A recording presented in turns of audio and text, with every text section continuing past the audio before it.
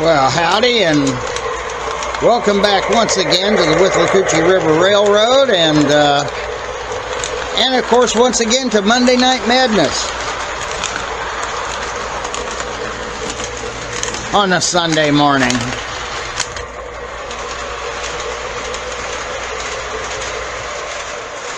So why don't you follow me through the intro, and we'll get to today's project, shall we?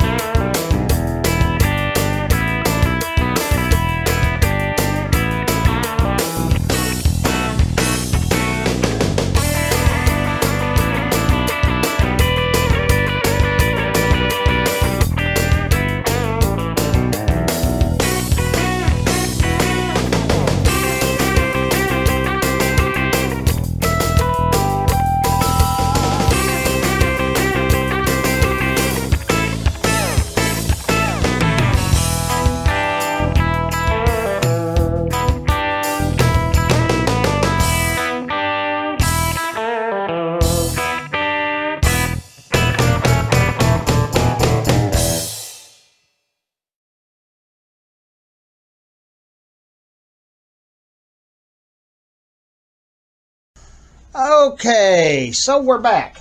Now I'm trying to experiment with a little bit of light here. Now, simply what I've done here is I've taken a piece of 1/4-inch dowel. Let me go ahead and just shut this off so it doesn't. I'm tired of getting blinded by that. Okay. Little piece of 1/4-inch dowel, and what I've done, and anytime you run into an old Atlas car like this, that's all it takes to get it, is you put a little piece of dowel in here, drill a hole. You know, it doesn't have to be a super big hole. You can just use wood screws to actually hold the old Athearn trucks on, or any other trucks that you might be wanting to put in there. Athearn and Weaver are the most likely candidates to put in. I've still got to trim this off a little bit. So let me grab my trusty X-Acto knife so I can cut myself a little bit. And we'll... Oh, I hate having to trim these things. But I want to get it nice and flat against that. Yeah, I use super glue to hold it in, to hold them in. And depending upon what kind of screws you got, as long as they fit through the KD coupler box screw holes.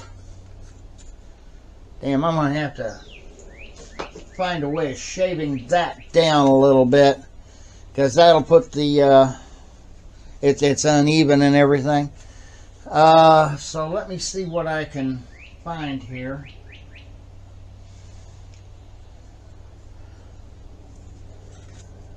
I must have just left that out. A couple little pieces of plastic here is all you really need to hold the screws in. Because the holes that come in the Atlas cars, unless you're going to do a nut and bolt deal, and you got small nuts and bolts that'll fit those, it's not likely you're going to end up where you need to be here.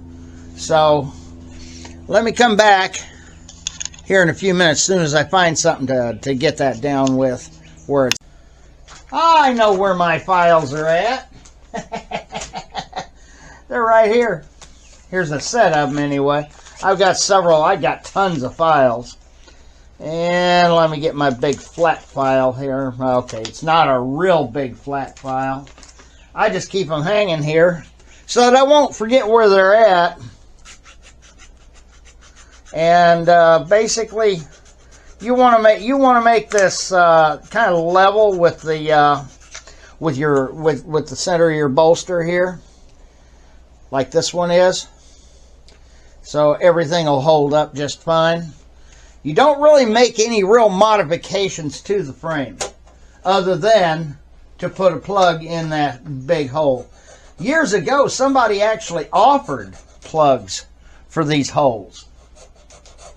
You know, plastic plugs that you put it in, you use your plastic weld or your tester. Back in those days, a lot of us used Tester's plastic liquid cement.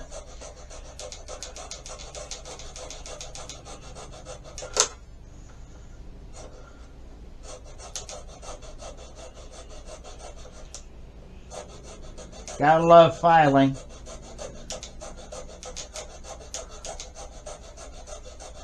I'd do it with the Dremel, but man, I'd end up going too far with that.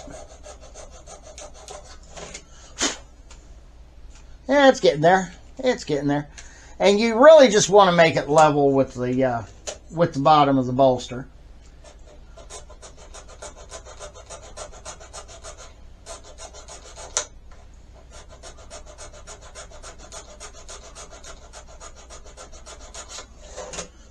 Alright, that's good enough. And what I'm going to do now, we're gonna attempt, let me see here.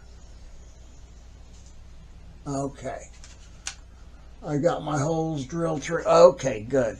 Alright, now I'm going to go ahead and get off camera, and I'm going to build these damn couplers off camera, because I know all too well what it's like every time I try to build the couplers on camera. I end up losing springs like crazy. So, I'll be back in just a little bit.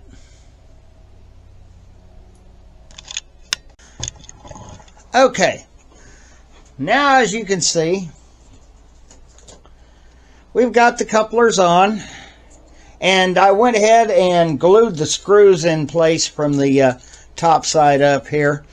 This way things will work out much better. So, dang nation.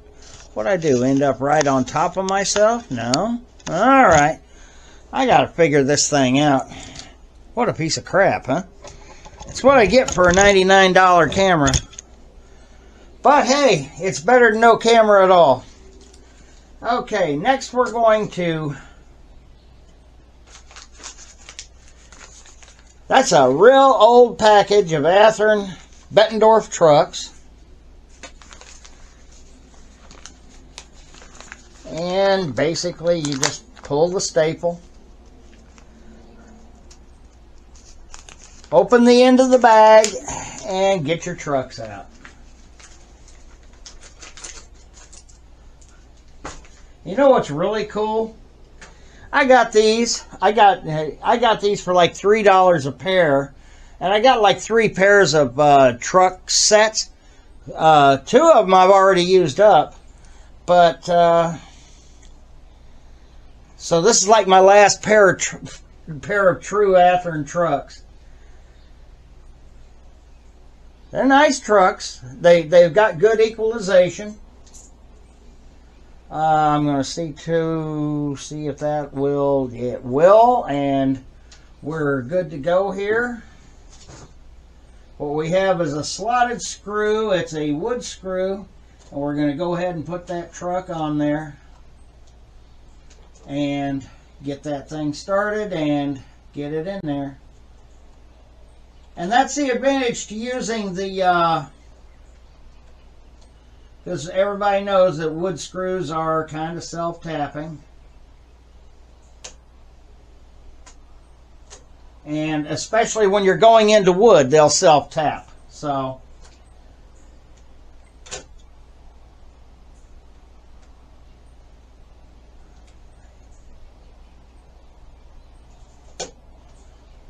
let me see if I'm in there yet. Alrighty, not quite where I wanted to be.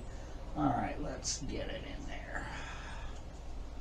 Let's get the screw started so that when I go to put the truck on. And basically these screws, when you're going into wood like that, they'll self-drill and self-tap at the same time.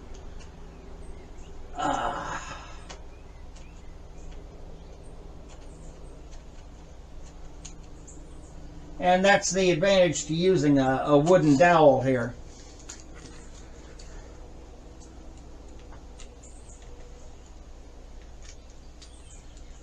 Of course, the disadvantage is I'm not using a Phillips type JIS screw head here. I sure wish I was. It would probably, I could probably get the screw in a whole lot easier and a whole lot better. But I guess you should always drive the screw in first and then try to put the truck on.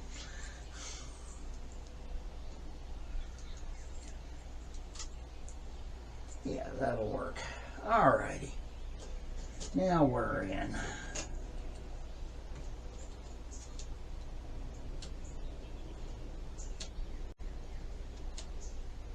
Well, at least I thought we were. Always got to be something that's got to give you a problem. And of course it always comes off of the screw there, the off of your base here that you're trying to build.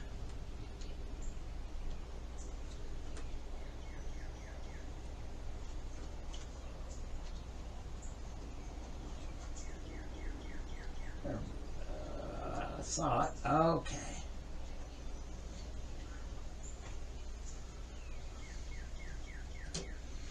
I'll tell you, I got started on this last night, and it's Monday now. It's actually Monday now, so you're actually going to be getting Monday Night Madness on Monday night for a change.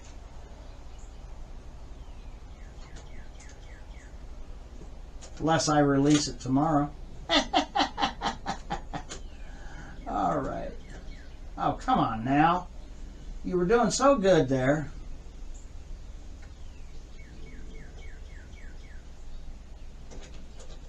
Are you kidding me?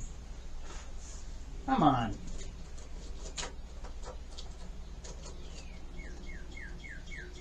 Guess I should have drilled a bigger hole.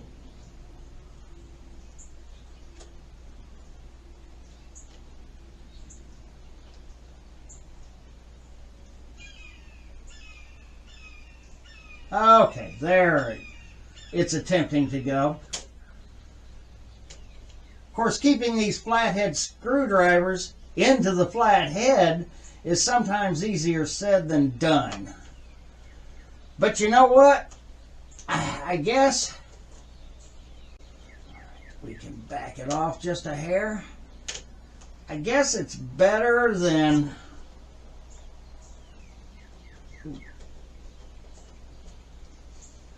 Okay. It's better today than it was then. There are some things that are better today than they were back in the day, I guess. All right. Get that thing on there. Get it moving. And yeah, it's sitting okay. You don't want it over tight. The thing of it is, I'm over my nubs here on this bolster. This bolster here is a straight bolster, no nubs on it, so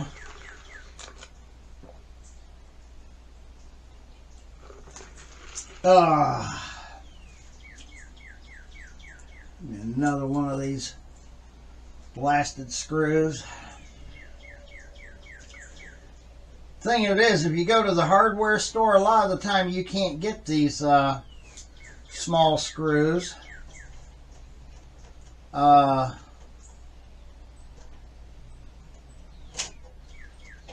it figures. Yeah, I know. Okay, well, I've gotten a little ways. I had to switch over to my phone because the you get this tightened back up. Alrighty. I had to switch over to the phone simply because the good old camera battery keeps dying on me. So, where I was at was getting starting a screw in this bolster where I had taken, and then all of a sudden the camera died. So, I'm basically back to square one as far as cameras go, because I don't know. That camera hasn't been charging up very well. I guess maybe I should have charged it up last night. I was attempting to make this video last night, and things were not going very well at all. As is usually the case. So, we get you straightened up here. It seems like this camera on my phone does a little bit better because I'm getting a lot better picture on it. So, I may just start using the camera again because, or the phone camera again, because it does a whole lot better than, and I've got a holder for it, as can plainly be seen. So let me go ahead and get this moved back.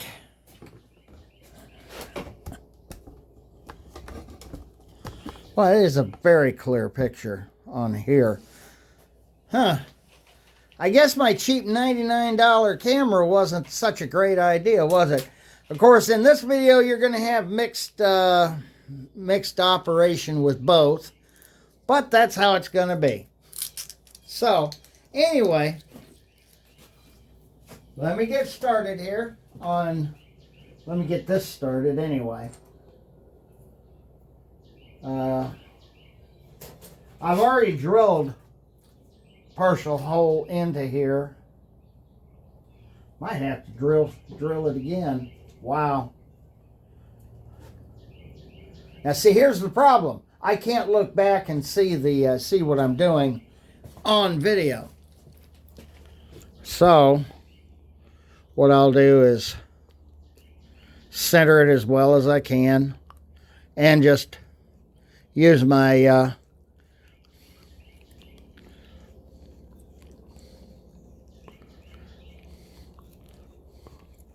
because all I'm drilling into here is really a piece of dowel, hardwood dowel here.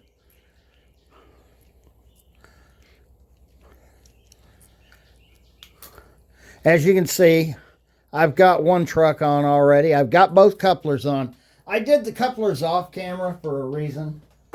Because every time I try to do them on camera, well, let's just say things don't work out well. Okay, now we're going to force this screw down in here onto the, or down into the bolster. Yeah, see what I mean?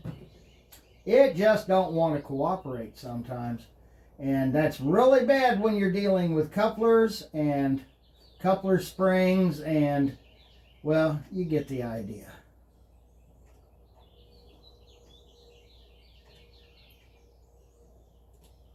Are you kidding me?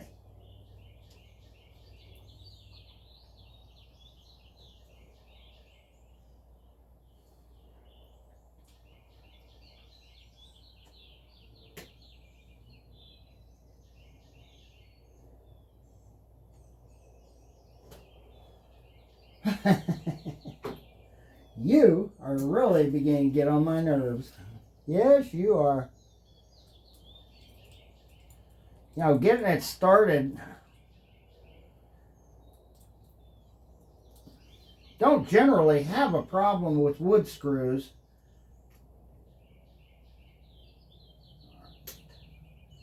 Okay, now we're moving in. Alrighty.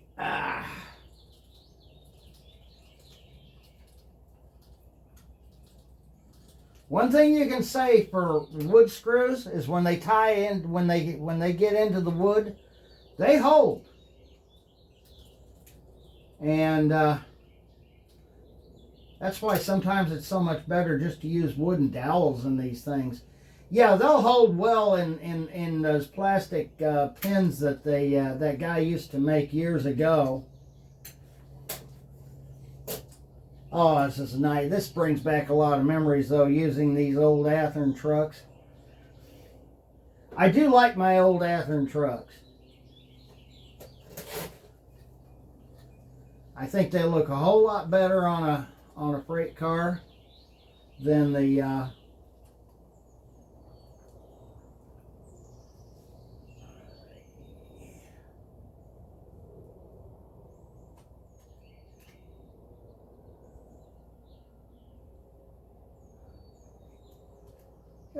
just about got there we go. There we go. Oh yeah. Okay.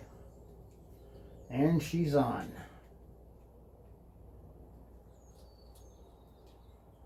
All right. Now we're going to test the coupler height and make sure that that is correct. So, let me get everything moved over here and we shall do that. Okay, as you can see, I've got a good match here on one end, which is the bolster with the nubs on it, of course. I'm going to have to do a little more work on this bolster over here because I'm coming up a little high.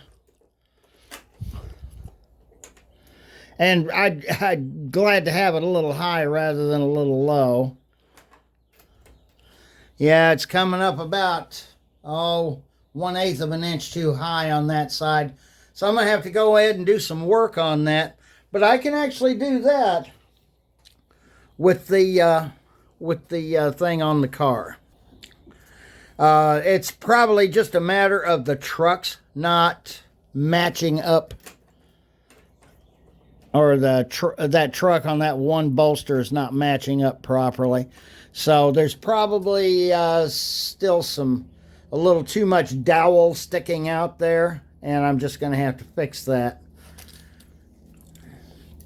But in the meantime, one of the things we can do is this over here. We'll get back over here where we're working.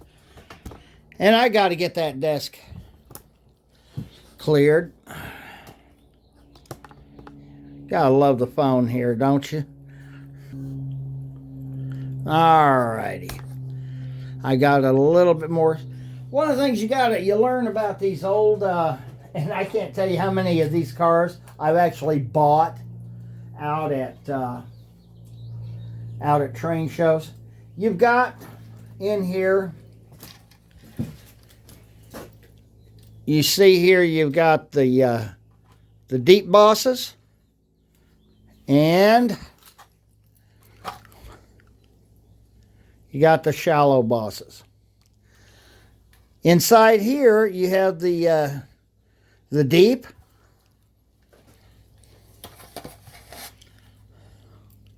and the shallow. Be sure you put the frame into the car the exact right way, because if you don't, it always will never fit correctly. These Atlas cars have been like this for a long time. You put the deep end in first, get it lined up,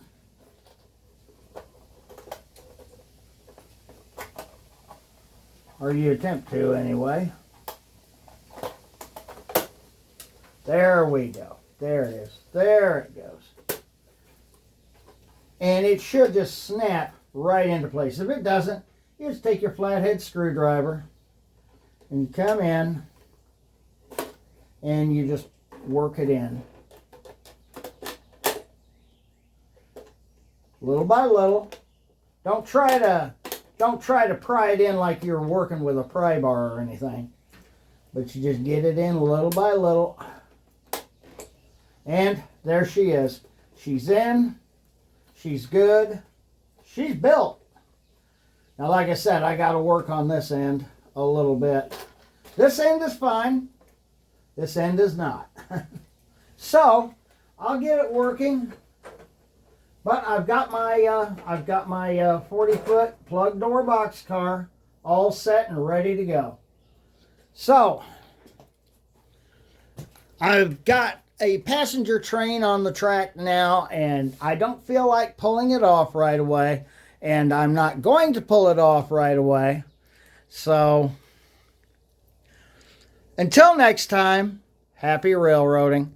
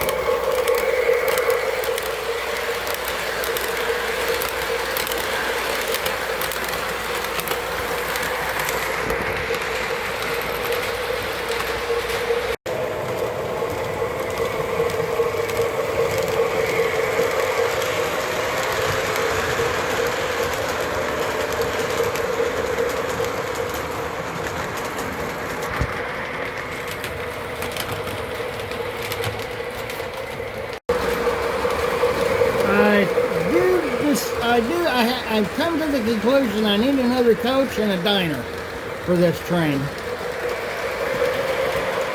I do have a heavyweight coach, and I got to get that heavyweight coach better operational, but it's a good old K-line coach. I've got two heavyweight coaches.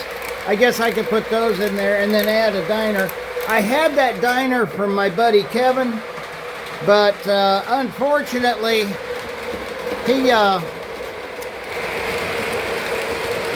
I really couldn't afford the car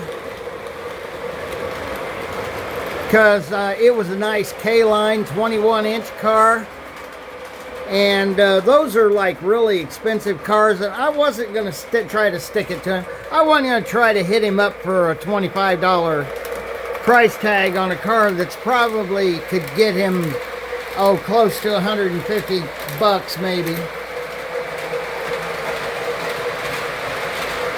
especially since I really just couldn't afford it. I'm happy with the way they run. I checked, and it is exactly 4 feet to the end of the it's an exact 4-foot overly long engine. That's compared to an old Atlas F9 body shell that I have. And so, you know, here we can say the Santa Fe actually has a pair of FP7s. I don't think the Santa Fe ever had FP7s.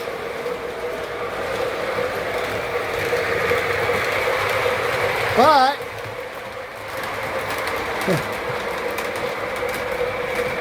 we know that their A units did not have steam generators. Their steam generators were always in the B units. That's why in later years, on the average length of passenger trains you would see in those days,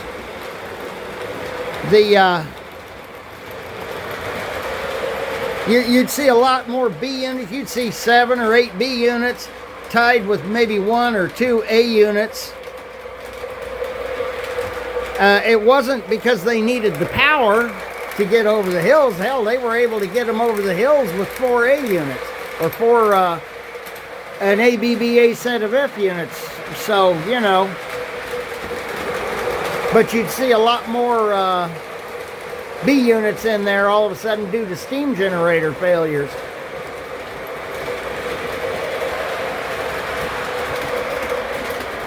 But I have to give Menards a lot of credit here. They've detailed these engines beautifully. And I really like the pilots on those. The pilots, I'm not talking about the fact that they're chromed. I'm talking about the fact that the shape of the pilots is correct. And the engines, the profile on the body shell is also correct. Again, the body shell is a little long, or these F units are exactly 4 scale feet too long.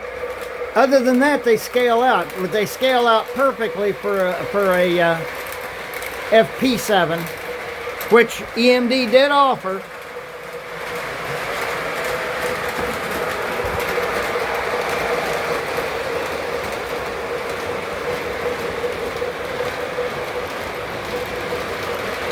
They also offered, when they went to F7, from F7 to F9 in the early 50s, they also offered the FP9.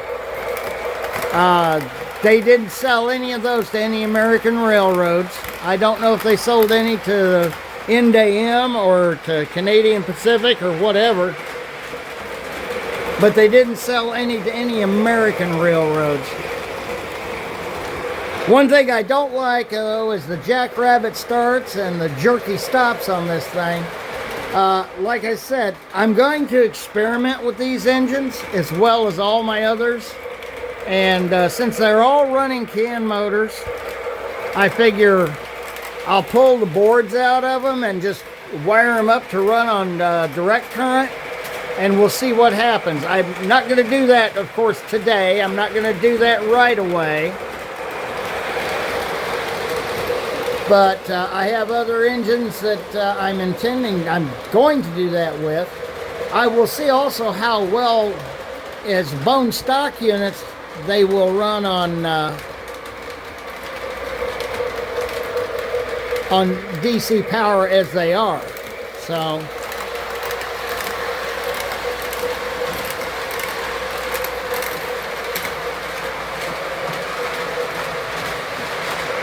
but you know what? The Chinese manufacturer that built these, kudos to them. Kudos to Menards for making them. I'm very, very pleased with these units.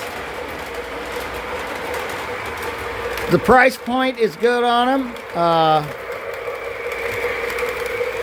You know, I heard, and let's see, our friend Eric of Eric's Trains, Eric Siegel, he did a review on these. He say, well, will they last 20 years like Lionel? Show me where Lionels are going to last 20 years. You know that their electronics are going to go to crap. Let me switch it over to DC and let's see if it lasts 50 or 60 years, though. You know, I can remember a time when lots of hobby dealers, a lot of hobby shops, would look at AHM and say the same thing. Those won't be on the rails in 10 years. It's like 50 years later, and there's many of them still. There's still many of those old River Rossi units still on the rails, still plying their daily trade on these model railroads. So don't tell me that these won't last. They might last just fine. I went to look at the gears. The gears aren't really fully external on these. That's amazing. Which is fine. They may have changed to metal gears. I don't know. Got to remember we were looking at the beta units at the time. These may not be beta units. Anyway, I thought I'd give you a little bit of extra on tonight's Monday Night Madness. I want to thank you for joining me. If you like the content, please like, subscribe, and share. And like I said, I wasn't going to pull my passenger train off the track so that I could run that new freight car. I still got to do some work on that to get it right anyway. So, until next time, happy railroading.